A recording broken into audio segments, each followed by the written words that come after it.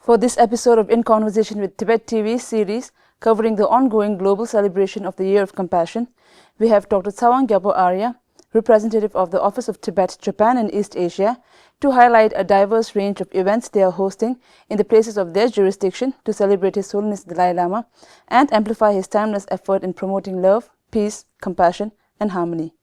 Welcome to our program, Kungola. Thank you very much for having me. Kungo, to begin with, how many members are there in the Regional Organizing Committee of Japan? And also, while the overall theme is tied to the life and legacy of His Holiness, but is your committee placing any particular focus on any aspect of His Holiness's life? Yeah, so what we have is under my jurisdictions, we have Japan, South Korea, and Philippines. And now in Japan, we have a five major committee. That is at Tibet Office and Supa Sangha, who is a Japanese Buddhist association supporting Tibet. Then we have this Tibetan community in Japan, and then we have SFT in Japan, and then we have this Save Tibet networks. So with these five organizing committee plus the South Korean one, and we have supporters from this Potala College and Kawachins. And these are the 5 or 6 organizing committee. We daily work together and discuss the thing about what event we should be discussing. And the focus of the event we are trying to work on is His Holiness Dalai Lama's contribution to the world peace, and how his teaching could definitely help the world to have a peaceful community without war and the things that we are seeing.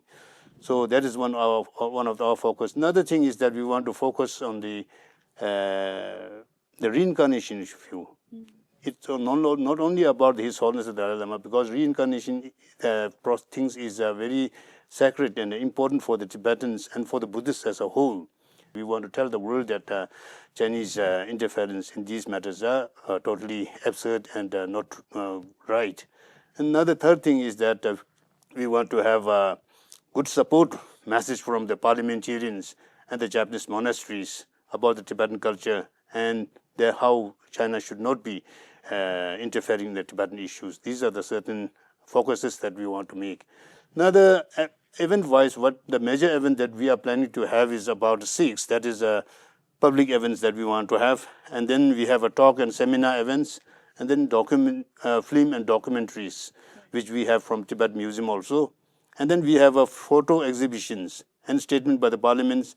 And then we try to focus on publication of the books.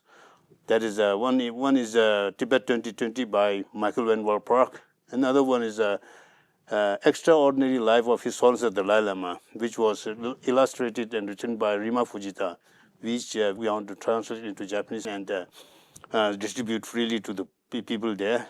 And another thing is that we have sakura flower plantations. So that will be throughout Japan from Hokkaido to Okinawa. And during these plantations, we plan to have released a book by His Holiness. His Holiness has earlier written a very beautiful poem on the importance of the tree. So this focusing on this message, so how trees are important. So we want to organize this Sakura plantation event and release the book too. Right. So, Kungo, can you share with us some of the key ways in which the Office of Tibet, Japan and your committee has hosted the events you have hosted so far?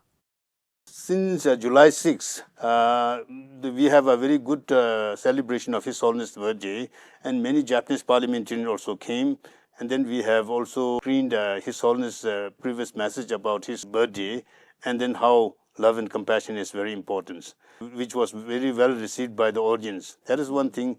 Another thing that we have done is good thing is that the Mongolian community people and the Tibetan community people, they all got together to discuss about and to celebrate the greatness of His Holiness Dalai Lama and how his message of compassion has helped many peoples, and how His Holiness Dalai Lama and Jizun Thamba concepts have brought Mongolians and the Tibetans together. So we celebrated this at a place at a Gifuken, which is still far away from Tokyo. So this was very much appreciated by the Japanese community. In that Japanese community, people also very well participated. Right. So, Kungo, as you have mentioned there, you have hosted so far a number of events, and then there are more events lined up. How do you hope these events would create a lasting impact of His Holiness on the native people of Japan or Korea or Philippines, and then in return form a natural connection with them? Yeah, definitely. One thing is that Japanese peoples, they are very supportive of Tibet issue. And then, like, in our office, we have only three Tibetan staff and two Japanese staffs. But then we organize a lot of big events in which many of these, we have a lot of volunteers working. Whenever we have these events, we call these people and they come and work together. Now, with this 90th His Holiness birthday party, birthday celebration also, many have been suggesting what they could do. So by with the event that we have lined up right now, especially the film shows about the 7 years in Tibet, Kundu, and then the documentary that the DIR has prepared, these documentary will definitely tell many people about the life of His Holiness Dalai Lama. Although they have heard and they have read many things, but then seeing is something different. So this will be giving a very lasting impact to them, and especially this plantation of the sakura flower, because Japanese people are very sensitive about these beautiful things like sakura. Sakura is a very beautiful flower, but then it is very short-lived. So it also tells about the impermanence of life also. So this theme goes very well with His Holiness birthday celebrations. Kungo, since you've mentioned the number of events lined up for the remainder of the year, and also since this is a year-long celebration to honor His Holiness, how does your team and your office secure funding for all of these events? Yeah, that's right. So funding is one thing. So yeah, we have been telling the celebration committee here, but the Japanese people, they are very generous also. We have spread the message and called for the donations, and they have given a certain amount of donation, which we have passed it to the His Holiness Tenshu, and the remaining part is still with us. So even now, like some monasteries and some individuals, they have donated well. So, but then the plan, whole project that we have, it does not. That donation does not cover all these things. So we are still trying hard to raise more donations. Right, Kungo, so you have already discussed some of the events lined up for the future. Is there anything in particular that we should be on the lookout? Yeah, I think one important thing is that His Holiness has written many books, which is appreciated by many people. And those who are devotee of His Holiness and those who appreciate His Holiness teaching, they most of them have read these books. But in order to spread His message and to get more people to get them understand what His Holiness is teaching, it is very important that we have to translate many of these books into different language. We have good number of books in Tibetans and English, but then I think, especially in Chinese language, we have to translate these books. And in Japan, we are trying our best to get many of His Holiness books translated. Although Japan has we already have His Holiness book in Japanese language around 100 or 100 and plus. But then there are many other books which His Holiness has talked about the global peace and the global community and how universal responsibilities. These concepts and these principles, this ideology is very important, which can save the world. Right now what we are seeing is the Ukraine war, and then the Israel and Hamas things. All this could be all solved by if the people and the leaderships, they read about this global community that His Holiness the Dalai Lama has written. And I hope with our activities in Japan, Korea, and Philippines, and our talk and seminar on this issue, it will definitely pass on the message to all the people that we should not be fighting. There may be differences, but then all differences could be solved through mutual dialogue. And this is what His Holiness has taught, and we want to highlight this to the people. And this will be a great event or the opportunity to spread His Holiness message. And then, Kungo, could you talk a little bit on the reason you're here in Dharamshala this time?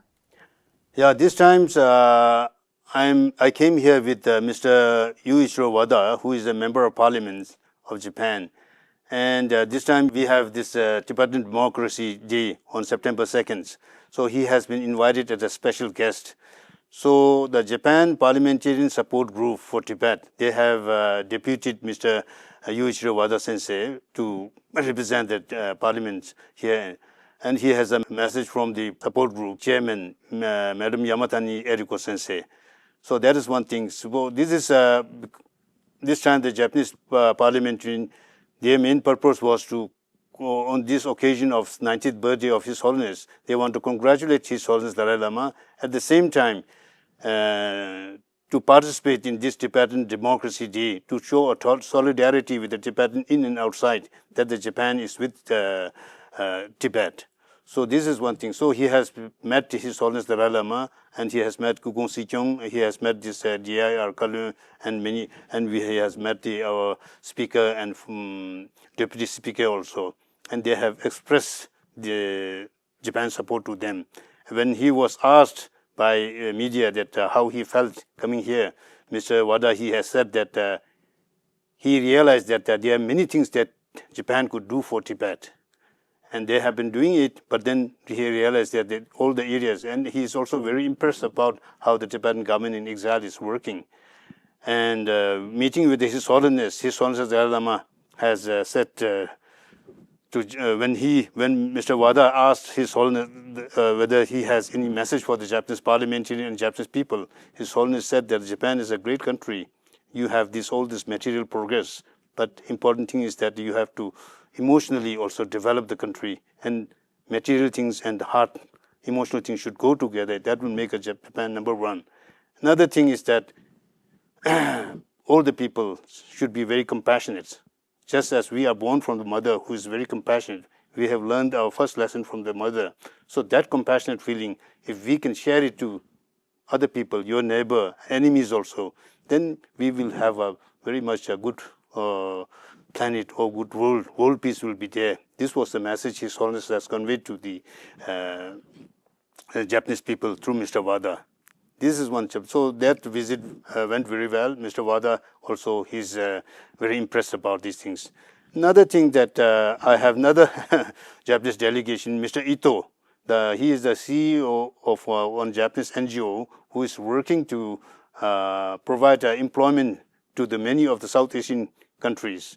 So while in Japan, I discussed with him that so he is bringing in so many people, foreign people there, because Japan is running short of labor. So they need foreign hands to work. So they can very well invite the Tibetan peoples. And the Tibetans can also be very work hard, and they can contribute to the Japanese economy.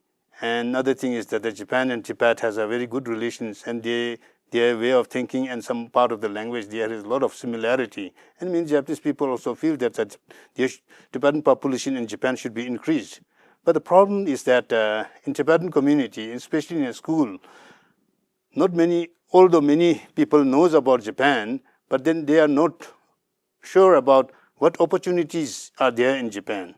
So this is what Mr. Ito and I, Mr. Ito also, he has deliberately came here purposely and talked with the Nangsi people, our home department, and with the TCV. And this morning we have discussed with the Tibetan Youth Congress, Tibetan Women Associations, and other charitable trust people to tell them that how Japan, what opportunities are there in Japan. Because if the Tibetan people, if they know the Japanese language, and then some kind of skills, if it is a university level, then it's very good. His company is very much willing to call all these young people to work in Japan. Working in Japan is it's not just for the money, because then working there what will happen is that our people will be learning many of the technical things. So this will be later on can be used in a Tibetan community also. Thank you so much, Mungla, for coming here and speaking to Tibet TV. Thank you very much. That is all for this episode of In Conversation with Tibet TV. Thank you for joining us. I will see you in the next time.